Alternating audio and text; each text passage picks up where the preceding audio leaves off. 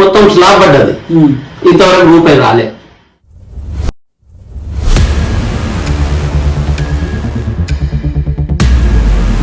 $331 ఇల్లుకు నేను బిల్లు ఇప్పించిన.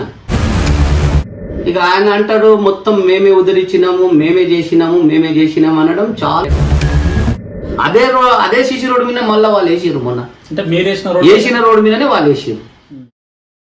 ఆయన ఎప్పుడు వార్డు నంబర్ గెలవలే, ఎప్పుడు ఓట్లతో ఎప్పుడు గెలవలే. ఒకే ఒకసారి మేమందరం కలిసి ఇనానిమస్ చేసినాము. మీరే కదా ఫస్ట్ ముగ్గు వేసేటప్పుడు, మీరే కదా దగ్గర ఉండి వేయించిన వాళ్ళు.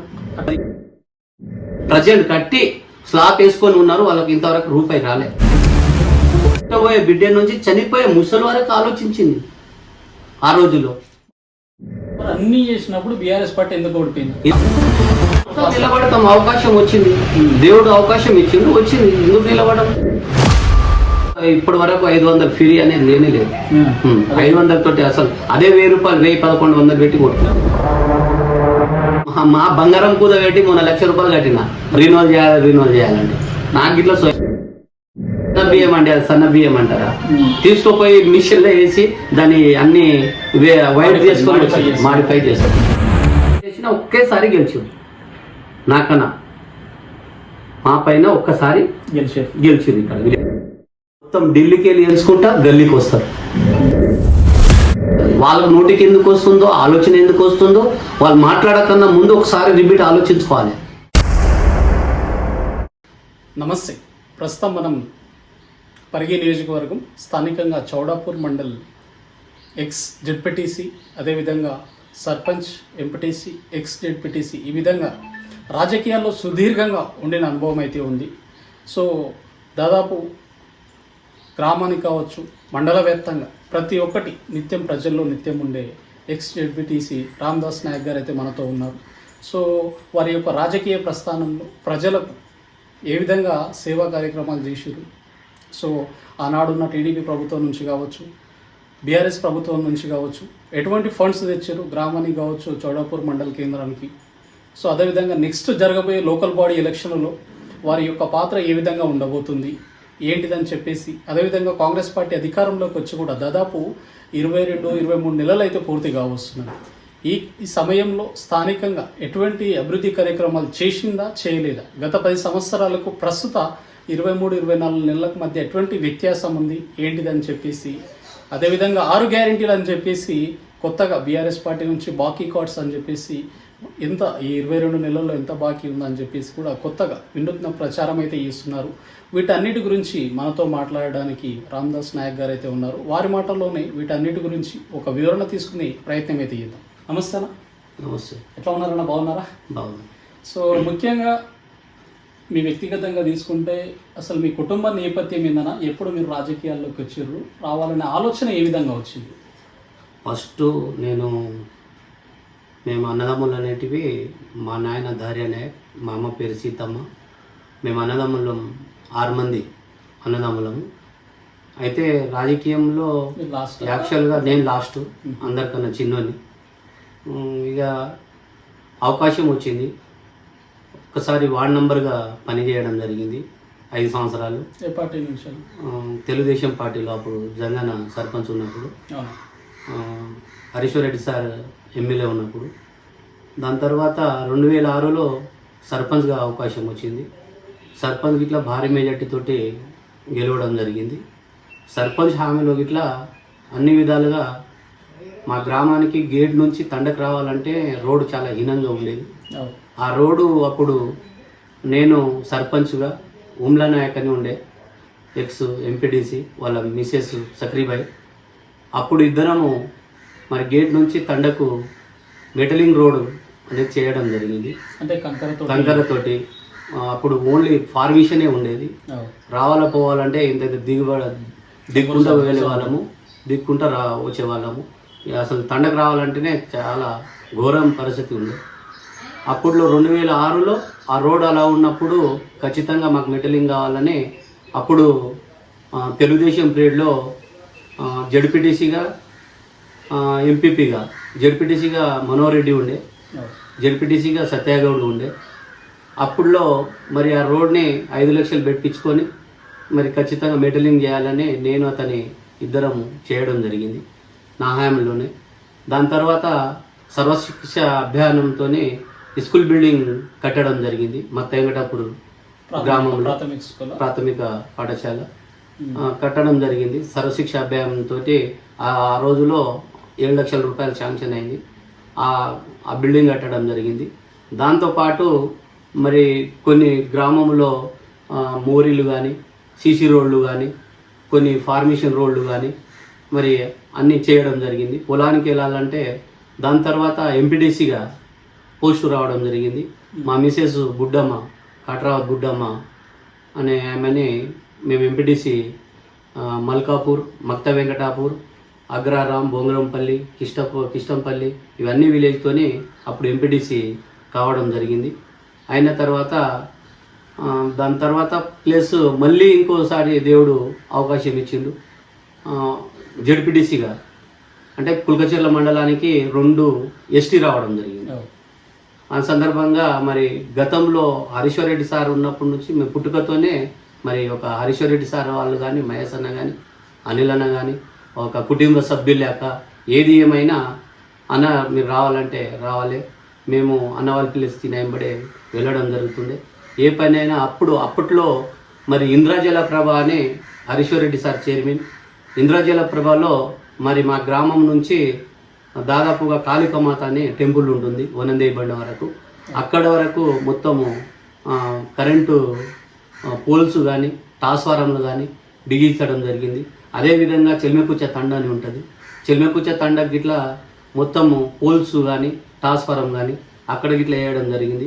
ఇంద్రజల ప్రభలో ఒక 8 బోర్లు గిట్లా వేయడం జరిగింది రైతులకు ఫ్రీగా, రూపాయి ఎవరు. ఇంద్రజల ప్రభ అనేది కాంగ్రెస్ పార్టీకి సంబంధించిన స్కీమ్ ఏమో కదన్నా? కాంగ్రెస్ పార్టీకి సంబంధించింది కాదు, అది సెంట్రల్ గవర్నమెంట్. ఇంద్రజల ప్రభ అంటే సెంట్రల్ గవర్నమెంట్ కాంగ్రెస్ ప్రభుత్వం అప్పుడు ఉన్న తర్వాత ఈయన హరీశ్వరరెడ్డి సార్ ఎమ్మెల్యే.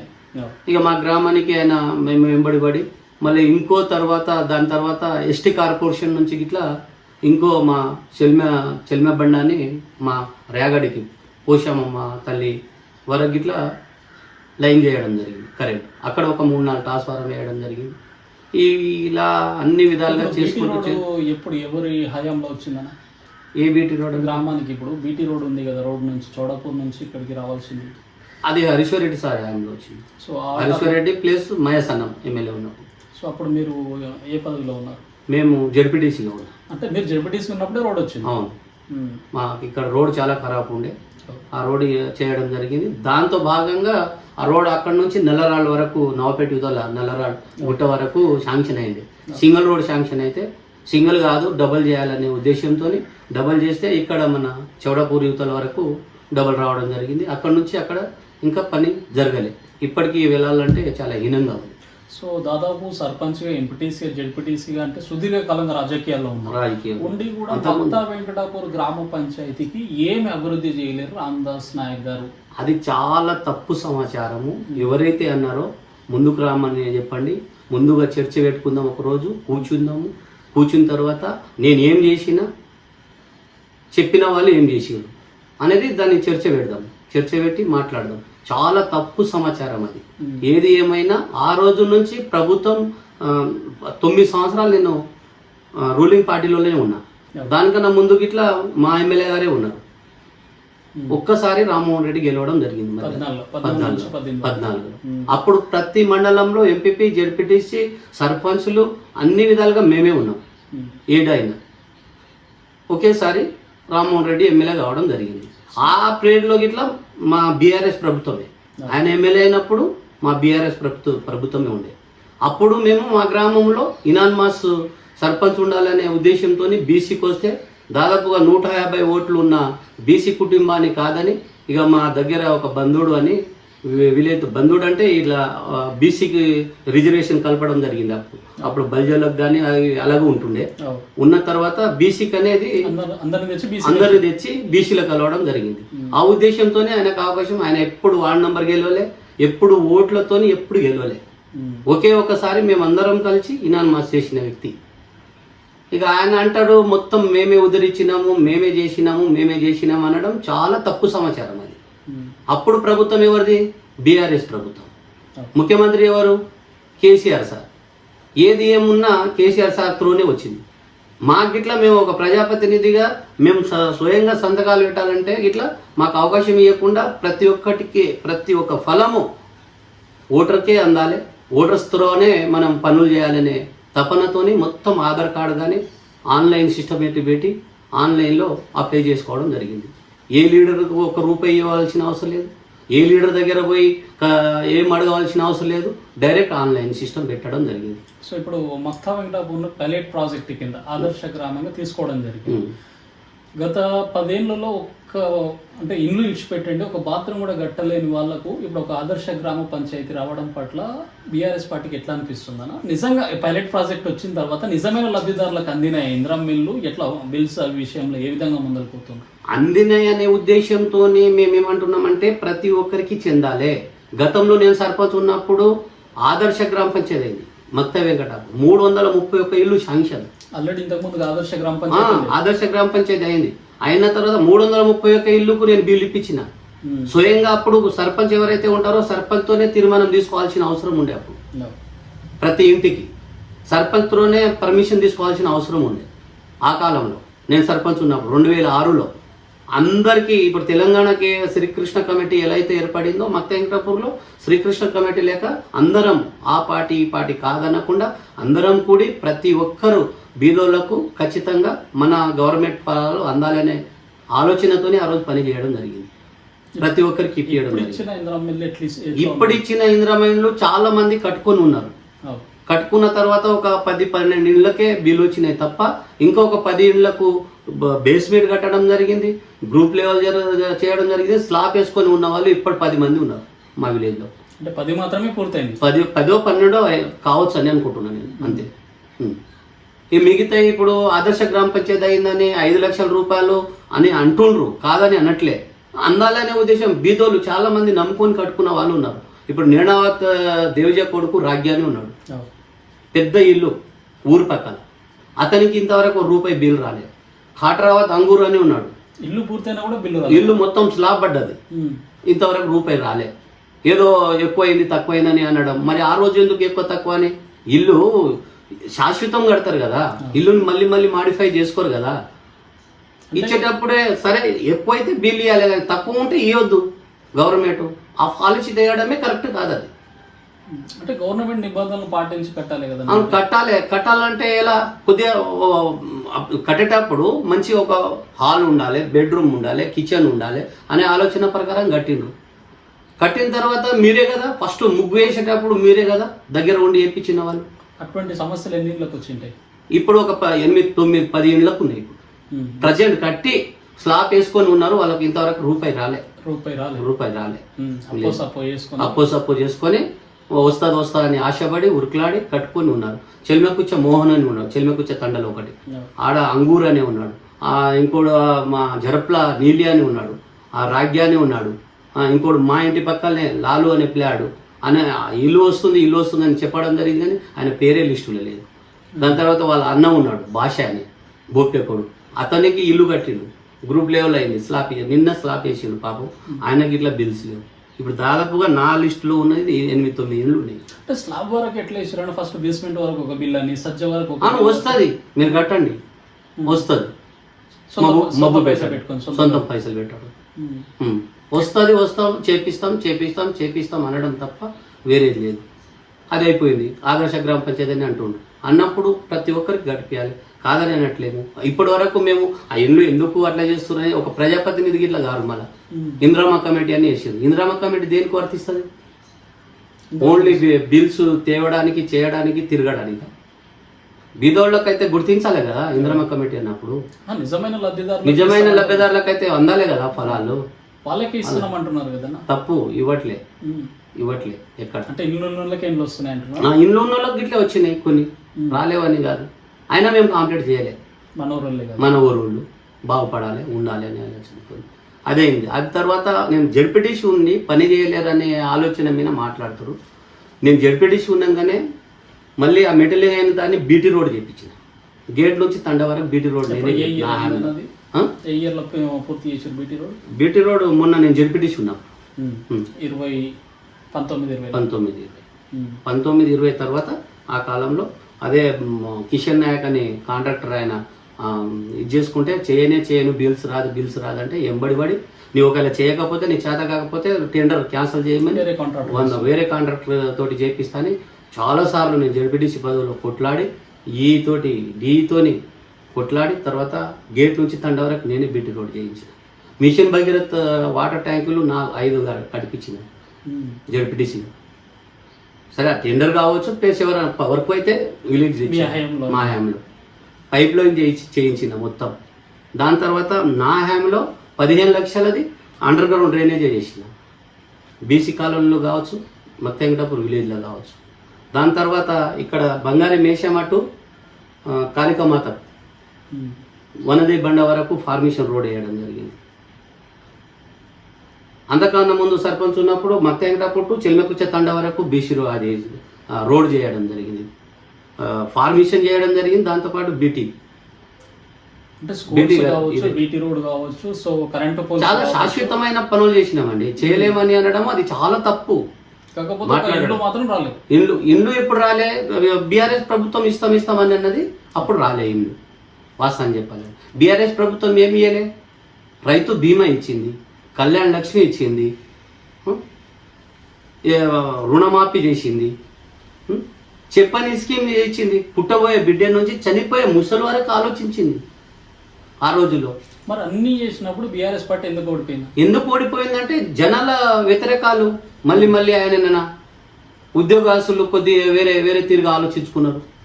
దాన్ని మనం ఏం చేయలేం కదా ఆ తీరుగా. దాని తర్వాత ఇప్పుడు మేము ఏవైతే కేసీఆర్ చెప్పిన పథకాలు ఉన్నాయో అవే పథకాలన్నీ మీరు మొదలు పెట్టిర్రు.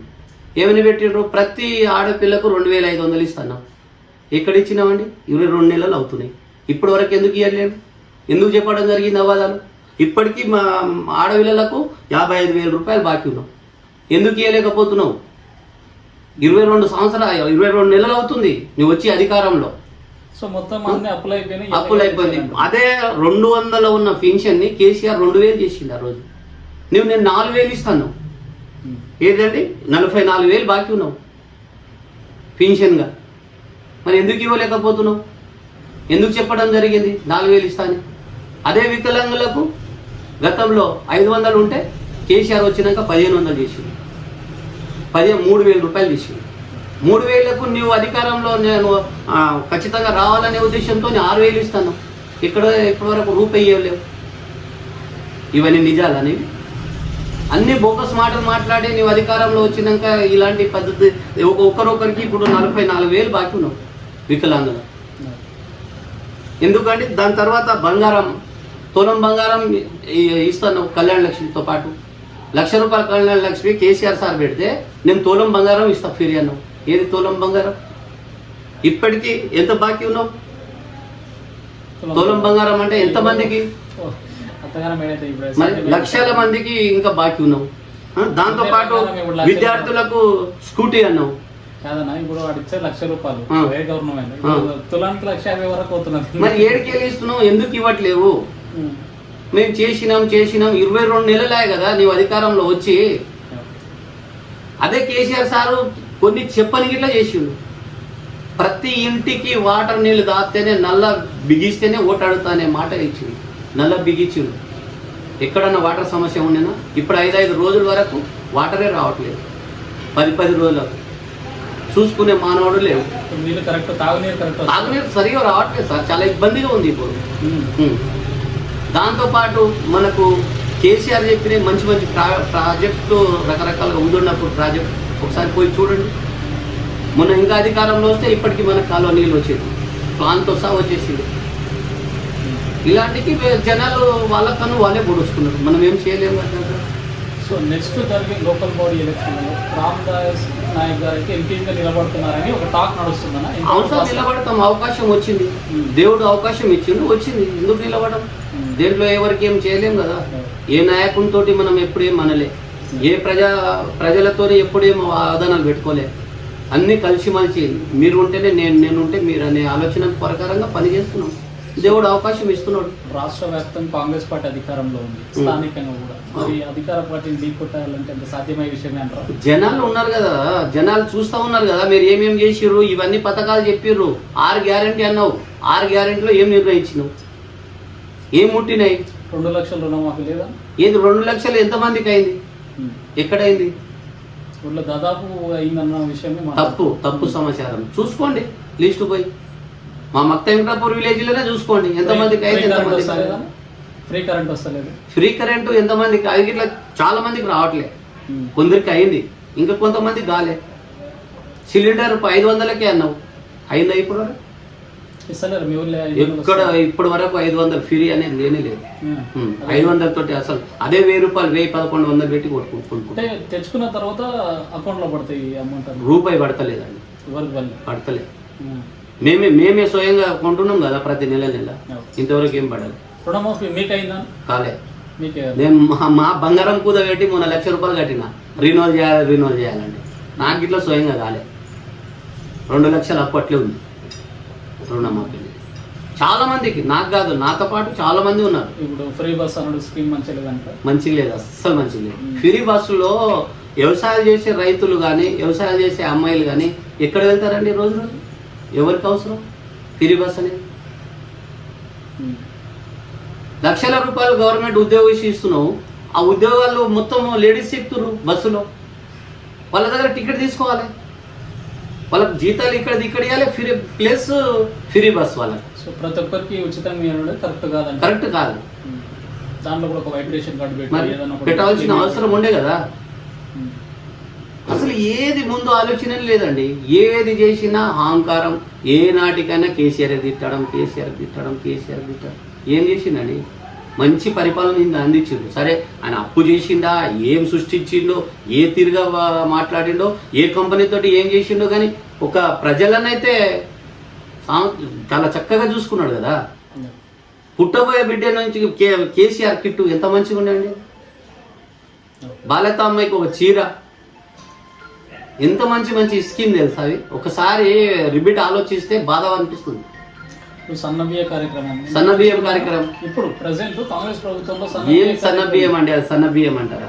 తీసుకుపోయి మిషన్లో వేసి దాన్ని అన్ని వైట్ చేసుకొని మాడిఫై చేస్తారు. అది సన్నబియ్యం కాదు. అది ఇలాంటి అన్ని బోగస్ మాటలే. ఒక్క స్కీమ్ అయినా లక్షల రూపాయలు పెట్టి కేసీఆర్ ప్రతి గ్రామానికి ట్రాక్టర్ ఇచ్చిందండి. లక్షల రూపాయలు పెట్టి ఒక్కొక్క గ్రామానికి 5-6 లక్షల రూపాయలు పెట్టి ట్రాక్టర్ కొనిపించింది. ఆ ట్రాక్టర్ తీయడానికి, చెత్త తీయడానికి డీజిల్ పైసలు లేదంటుంది ఈ ప్రభుత్వంలో. గతంలో ప్రతి రోజు మైకు పెట్టుకొని చెత్త బండి అని ఊరు చుట్టూ తిరిగేది. ఈ రోజులో నెల రోజుకు ఒకసారి బయటికి వెళ్ళట్లే. అంటే నా సొంత విలేజ్ కాదు, మొత్తం ఎలక్షన్ జరిగింది, ఫండ్ రావాలంటే కష్టం కదా. మరి ఇప్పుడు ఎలక్షన్ వచ్చిందండి, 22 నెలలే కదా అధికారంలో వచ్చి. ఒక్కొక్క జీపీకి 10 లక్షలు 12 లక్షలు బాకీ ఉన్నావు. ఇప్పటి వరకు రూపాయి లేదు. ఎలా మెయింటెనెన్స్ చేసుకోవాలి? అంటే మీ మాటల్లో చూస్తే కాంగ్రెస్ పార్టీ పైన వ్యతిరేకత ప్రజలు వ్యతిరేకలు ఉందండి. మరి గతంలో అదే కేసీఆర్ ప్రభుత్వం ఉండే, నరేంద్ర మోడీ ముఖ్యమంత్రి ఇది ఉన్నప్పుడు మరి ఆ రోజు ఈ యూరియా షార్టేజ్ ఎందుకు రాలేదండి? నీకు ముందు చూపు లేదా? జనాలకు ఎంత యూరియా అయితే అంత అనేది లేదా? మొన్న చూసిన రాష్ట్ర ప్రభుత్వమే కదా, జనాలు ఎంతమంది ఉన్నది మేము ఆలోచించేది. నువ్వు పోయి డిస్కస్ చేసేది, పోయి ఢిల్లీలో పోయి మాట్లాడేది, అడిగేది ఎవరు? కేసీఆర్ 4 కమిటీ చేసి పంపుతుండే. కేసీఆర్ సార్ ఉన్నప్పుడు, ముఖ్యమంత్రి ఉన్నప్పుడు, అరే మనం తెలంగాణకి ఇంత ఫర్టిలైజర్ షాప్ రావాలనేది ఫస్టే తీర్మానం చేసి పంపిస్తుండే, తెప్పించి స్టాక్ పెడుతుండ్రి. కానీ మొన్న చూసినాం ఎంత గోస, హరిగోస పడ్డారండి. షటర్ల దగ్గర చెప్పులు ఇడుచుకొని కూర్చొని అక్కడనే అన్నం వండుకొని తిన్నది రోజులు ఉన్నాయి. పోలీసు వాళ్ళ లాఠీ చార్జీ. రైతులకు ఆ తీరుగా చేసినప్పుడు నీ ప్రభుత్వం ఏడికెళ్ళి వెళ్తుంది? ఏడికెళ్ళి ముందుకు వస్తావు? ఎవరు చెప్పుకున్నారు ఇవన్నీ? మొత్తం అబద్ధాలు. నోరు తెరిస్తే అబద్ధాలు.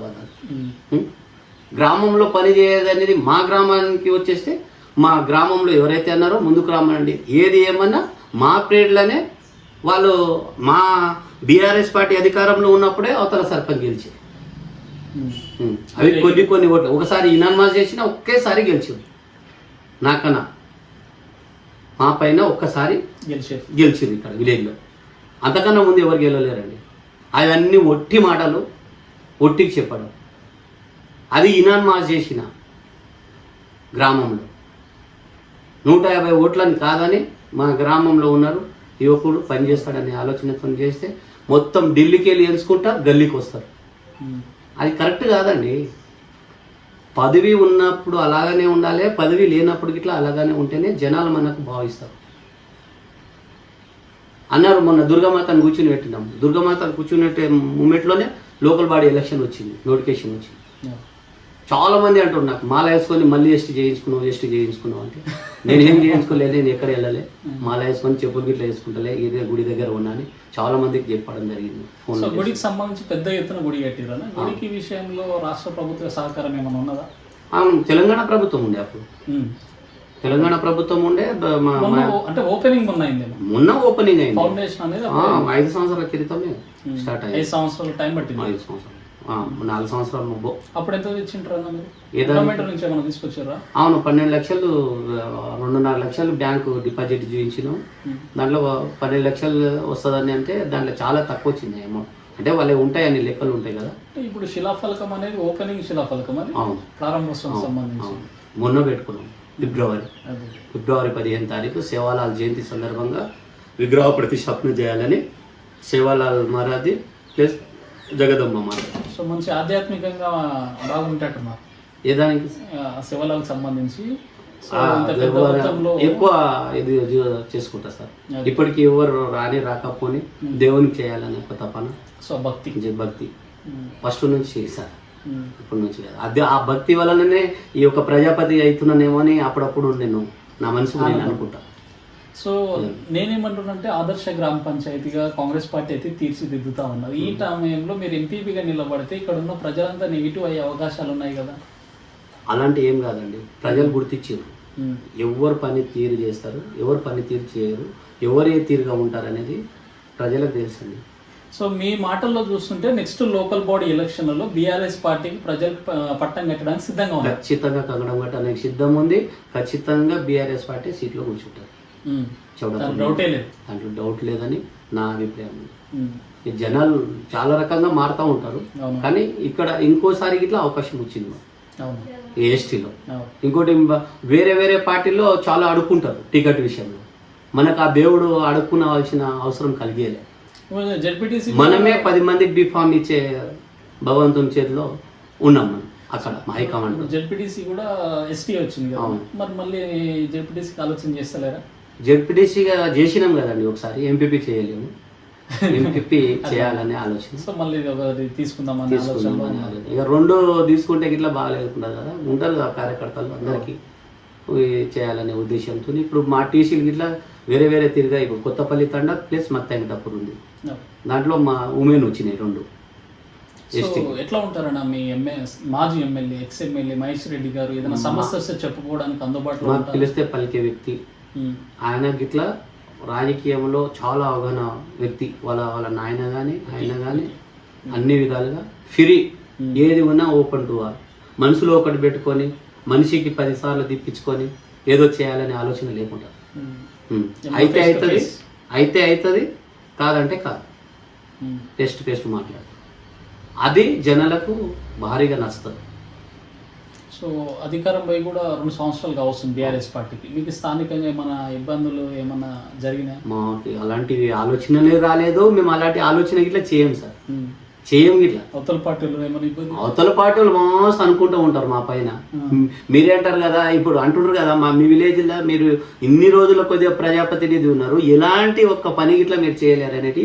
ఇప్పుడు ఈ బీటీ రోడ్ శాశ్వతం కదా, ఈ స్కూల్ బిల్డింగ్ శాశ్వతం కదా, ఈ వాటర్ ట్యాంకులు శాశ్వతం కదా, ఇప్పుడు బంగారు మేషమట్టు వనందేవి బండ వరకు ఫార్మేషన్ రోడ్ శాశ్వతం కదా, లేకపోతే ఇక్కడ నుంచి చెల్మెకుచ్చ తండ మక్తంగటాపూర్ నుంచి చెల్మెకుచ్చ తండ వరకు చేసిన బీటీ రోడ్లు కానీ ఫార్మేషన్ రోడ్లు ఇవి శాశ్వతం కాదా? విలేజ్లో ఎక్కడ ఏ గల్లీ చూసినా సిసి రోడ్ ఉన్నాయండి. రామదాస్ నాయక్ గారి యొక్క మార్పు ఉంది, భగవంతుంది అన్ని విధాలుగా ఉంది. ఇప్పుడే కాదు, అప్పుడు కొండ విశ్వేశ్వర రెడ్డి మా పార్టీలో ఉన్నప్పుడు ఇట్లా కొన్ని నిధులు చేసిన.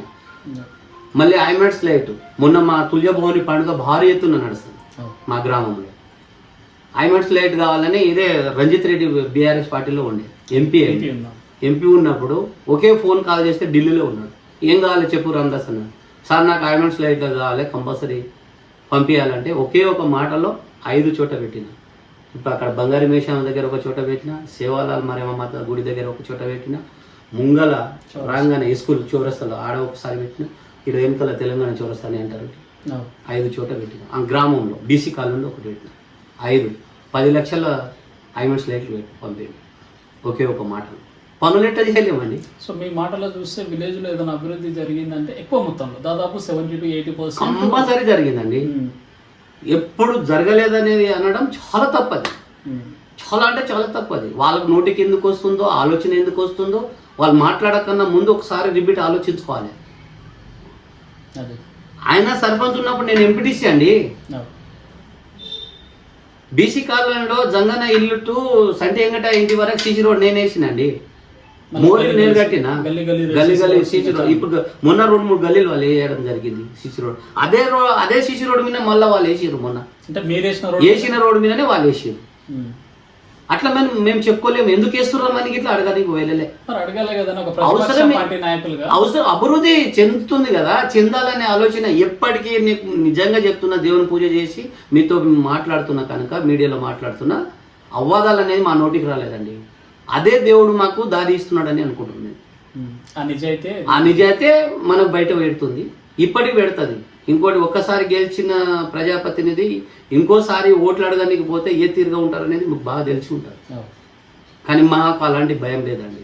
ఎవరి దగ్గర ఏ ఓటర్స్ దగ్గర మీకు ఈ పని చేయిస్తాము, మీరు ఇలాంటి మాకు సహాయపడాలి, మాకు మీరు ఇది చూడాలి అనేది మా నోటికి రాలే, మేము తీసుకోలేము. ఆ కమిట్మెంట్ ఎప్పుడు కాలే. అందుకే మాకు దేవుడు ఈ తీరుగా తీసుకువెళ్తున్నాం. ఆ కమిట్మెంట్ ఉంటే మేము అంత ధైర్యంగా పోయి ఓటు అడగలేము కదా, అడగలేము. ఇంకోసారి ప్రజాప్రతినిధిగా గెలవలేము కదా. సో అభివృద్ధి చేసి దాన్ని చూసి ఓటేయమంటారు అంతే. మాటలతో స్వయంగా నా బాడ నుంచి మా చేనులో ఎవరు పొలం ఇవ్వకపోతే పెద్ద వాటర్ ట్యాంక్, ఇప్పుడు గుడి మీరు వచ్చారు కదా ఇందాక సేవలాల్ మరియమ్మ, దాని వెనకాల స్వయంగా నేనే కట్టిన 18 లక్షలు శాంక్షన్ తెచ్చి వాటర్ ట్యాంక్. అది స్వయంగా మిషన్ భగీరథ లేకుండే అప్పుడు. మిషన్ భగీరథ ఉన్నా కానీ తర్వాత తీర్చిండు సార్ ఈ స్కీమ్ కేసీఆర్ సార్. నేను నా బాడ కింద ఇది చేసుకొని అక్కడ వాటర్ ట్యాంక్ స్వయంగా మా పొలంలోనే కట్టిన, ఎవరు జాగా అయ్యిపోతే సొంతం పొలంలో. అందరికి నీళ్ళు దాటిన తండ మొత్తం పైప్ లైన్ చేయించింది. నడుస్తుంది. ఎందుకు నడుస్తుంది? చాలా చేసినామండి భగవంతుని దేవాలన్న. ఎవరి దగ్గర ఏ దానికి ఏ అధికారి వచ్చినా, ఏ ఆఫీసర్లు వచ్చినా ఇప్పటికీ పల్లెలోడు ఎట్లా ఉంటారని మీరు అడగండి. బయట మేము మా నోటితోటి చెప్పుకోవాల్సిన అవసరం లేదు. ఎప్పుడు మాకు ఏళ్ళు ఎత్తి పలాంటి ఇట్లాంటి మనిషివని ఏళ్ళతోటి చూయించుకోలే. ఇంకొని మీద ఏళ్ళు ఎత్తాడని తప్ప, ఏళ్ళు ఎత్తడం అంటే ఒక సిస్టమేటిక్గా, ఒక లెక్క ప్రకారంగా, ఒక పని తీరు ఎలా చేసుకోవాలనే ఆలోచనతోనే మాట్లాడినాం తప్ప ఎవరి మీద ఇప్పుడు జరుగుదలే.